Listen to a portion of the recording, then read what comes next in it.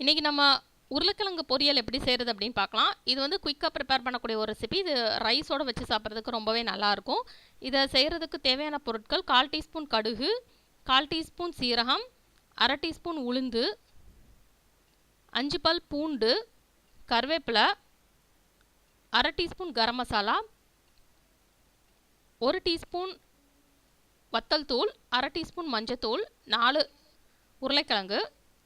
First ஒரு pan எடுத்து அதுலேருந்து 1லேருந்து 1.5 டேபிள் ஸ்பூன் வரைக்கும் எண்ணெய் ஊற்றிக்கணும். இது வந்து தேங்காய் எண்ணெயில் பண்ணிங்க அப்படின்னா ரொம்ப நல்லாயிருக்கும்.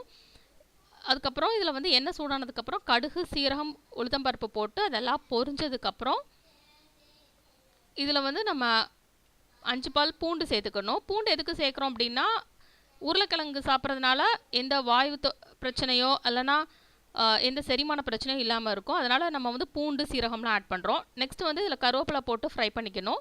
அதுக்கப்புறம் இதில் வந்து குட்டி குட்டி துண்டுகளாக நம்ம கட் பண்ணி வச்சுருக்கிற உருளைக்கிழங்கு ஆட் பண்ணிவிட்டு நல்லா ஃப்ரை பண்ணணும். அது நல்லா குக்கார வரைக்கும் நம்ம ஃப்ரை பண்ணிக்கலாம். இது நல்லா ஓரளவுக்கு குக் ஆனதுக்கப்புறம் இதில் வந்து நம்ம மஞ்சத்தூள், கரம் மசாலா, வத்தல் தூள், அப்புறம் தேவையான அளவு உப்பு சேர்த்து நல்லா மிக்ஸ் பண்ணிவிட்டு அதுக்கப்புறம் நல்லா இந்த பச்சை வாசனை போகிற வரைக்கும் நல்லா ஃப்ரை பண்ணணும். இதை நல்லா ஃப்ரை பண்ணிகிட்டே இருந்தோம் அப்படின்னா நல்லா இது வந்து நல்லா கிறிஸ்பாயிரும். இது நல்லா ஓரளவுக்கு கிறிஸ்பாக ஆனதுக்கப்புறம் நம்மளோட உருளைக்கிழங்கு பொரியல் வந்து ரெடி ஆயிரும். இந்த ரெசிபி உங்களுக்கு பிடிச்சிருக்குன்னு நினைக்கிறேன். இது வந்து பிடிச்சிருந்தது அப்படின்னா லைக் பட்டன் கிளிக் பண்ணுங்கள், உங்கள் ஃப்ரெண்ட்ஸோட ஷேர் பண்ணுங்கள், இந்த யூடியூப் சேனலுக்கு சப்ஸ்கிரைப் பண்ணுங்கள்.